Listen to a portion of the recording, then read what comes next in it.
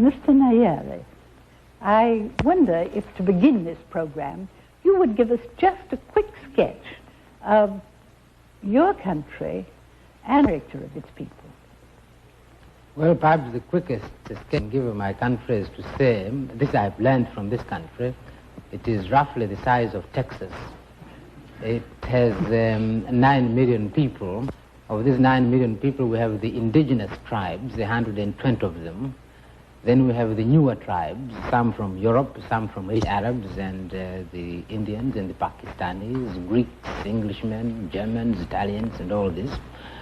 And it's these people whom we are trying to weld in a nation, and it's among these people that I have organized the Tanganyika African National Union, of which I am president, and trying to get independence for the country. I entirely agree. I think that when nations are set for independence and want it, then everything must be done to help them and encourage them and see that they get it, because after all, if we don't believe in the right of peoples to govern themselves, I don't know what we do believe in.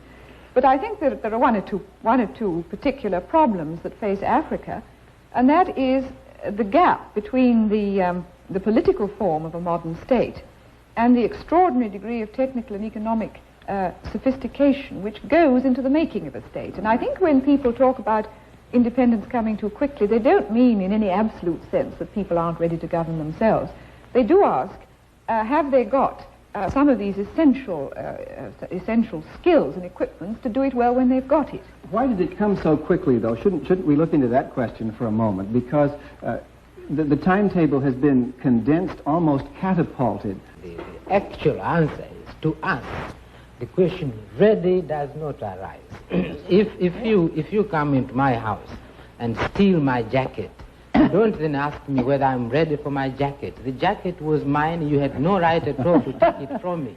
Yes, but it takes long. It may take a long time to go to the high courts and appeal and get all this done until I get my jacket back, but you have no right at all to ask me whether I was ready for my jacket. True. The mechanism of whether really I can look right in my jacket when I put it on, this is different. I mean, it may not be as, I may not look as smart in it as you look in it, but it's mine.